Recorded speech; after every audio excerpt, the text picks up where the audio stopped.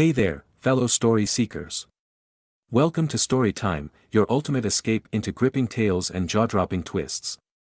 Today's story is one you won't forget. It's packed with emotions, secrets, and some serious life lessons. Before we unravel this gripping story, do me a favor, hit that like button, smash the subscribe button, gently, of course. We're not trying to break things here, and don't forget to ring that bell for more tales that will keep you on the edge of your seat. Ready?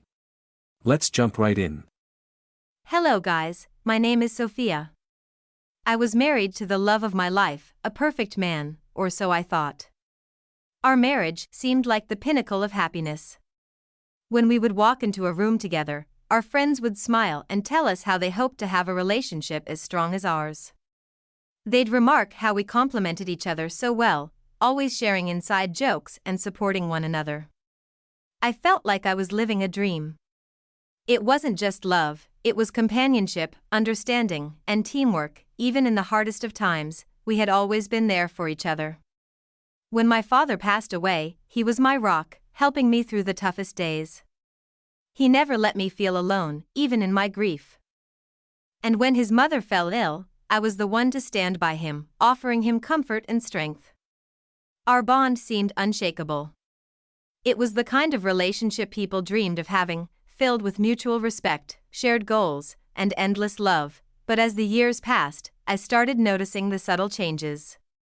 It wasn't dramatic at first, but something within me began to stir, a sense of disquiet that I couldn't quite place.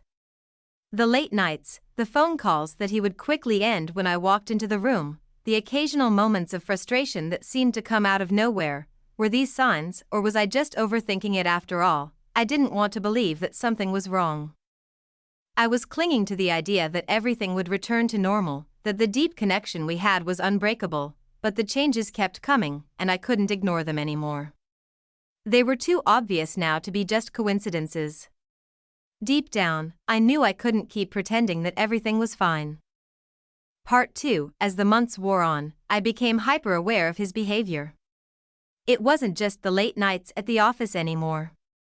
He had become distant in the way he spoke to me, almost as if he was no longer interested in my thoughts, my day, or my feelings.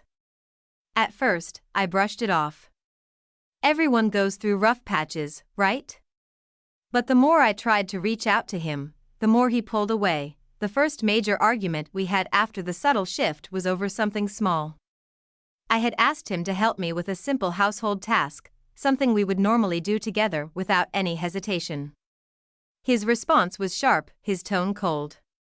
He snapped at me, as if the smallest request was an inconvenience. It was unlike him. And when I tried to talk to him about it, he dismissed my concerns, telling me I was just overreacting. I didn't know how to process that. I wanted to scream, but I didn't. Instead, I internalized it, convinced myself it was just a bad day for him, but the more these moments occurred, the harder it became to brush them off. He had always been my confidant, the person I turned to in times of joy or sorrow. But now, I found myself turning to others for comfort. Friends who had once been background characters in our life now became a source of solace for me. I found myself hiding my tears from him, masking my emotions behind a smile that no one could see through. Part 3. The day I discovered the truth was the beginning of the end. It wasn't just the affair that shattered me, it was the lies, the deceit, and the betrayal of everything we had built together. I had always believed that the man I married would never betray me, but here I was, staring at the undeniable evidence. It was a Friday evening when I first noticed something off. He had come home late, as usual, and mentioned that he had a meeting with some colleagues, but the way he said it felt forced. His voice was too calm, his smile too rehearsed. The moment he left to shower, I grabbed his phone from the nightstand. I had never been one to invade his privacy, but that night, a gut feeling told me that I had to know. The messages were not just flirty, they were intimate. The woman he was texting was someone I'd never heard of. As I scrolled through the conversation, I felt a wave of nausea rise in my chest. How could he do this to me? I whispered to myself. My mind raced with a million questions. Who was she? How long had this been going on? The realization hit me like a tidal wave. The woman was no stranger to him.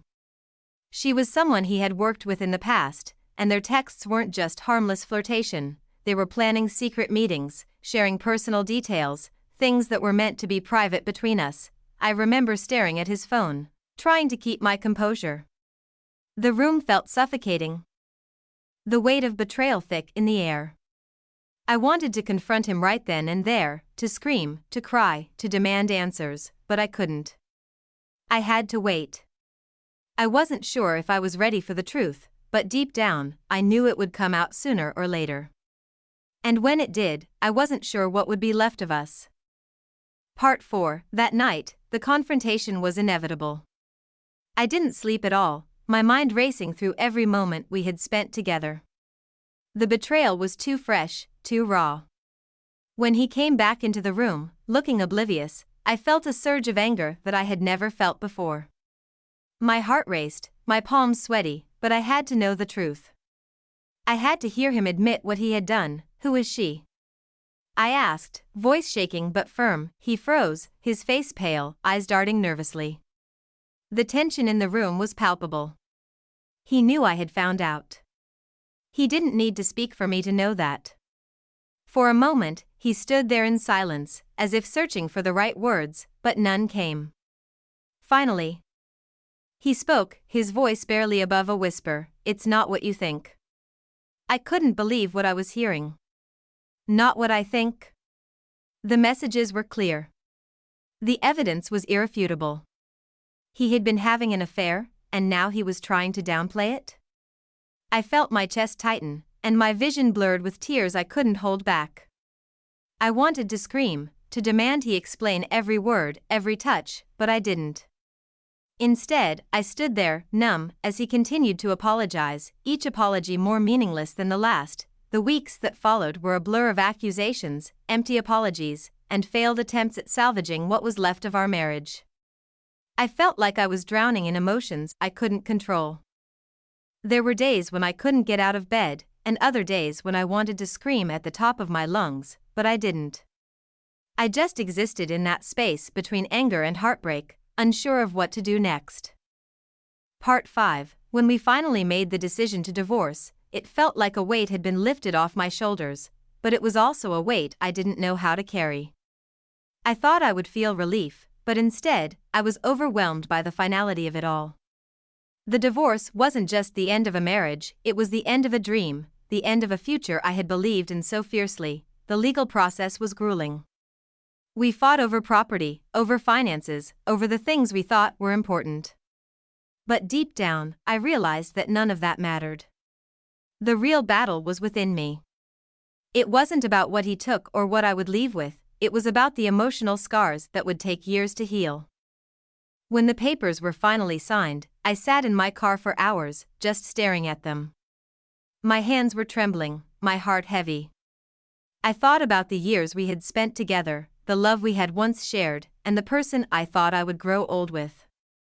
And in that moment, it felt like everything had slipped through my fingers, like I was standing at the edge of an abyss with nothing left to hold on to. But as the days passed, I realized that this wasn't the end of my story. It was just the beginning of a new chapter, one that was mine to write. I would have to find my way again, but I had the strength to do so.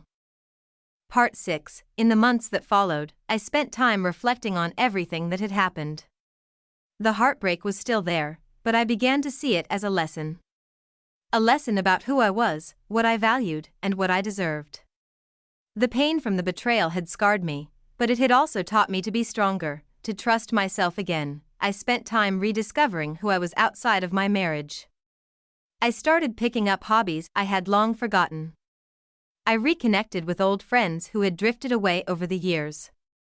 I traveled to places I had always wanted to see, and I found joy in the little things that had once seemed insignificant. Eventually, I realized that I didn't need someone else to complete me. I was enough on my own. I learned to love myself again, to forgive myself for staying too long in a relationship that no longer served me. And as time passed, I grew more confident in my ability to rebuild my life. The future, once uncertain, now seemed full of possibilities. I didn't know what it held, but for the first time in a long time, I felt ready to face it on my own terms. Whoa, that was a wild journey, wasn't it? If this story kept you glued to your screen, show some love by hitting like and dropping a comment below with your thoughts. And hey, don't keep this storytelling gem to yourself, share it with your friends who love a good drama. Make sure to subscribe for daily doses of unforgettable stories, and I'll see you back here tomorrow with another tale to blow your mind. Stay curious, stay inspired.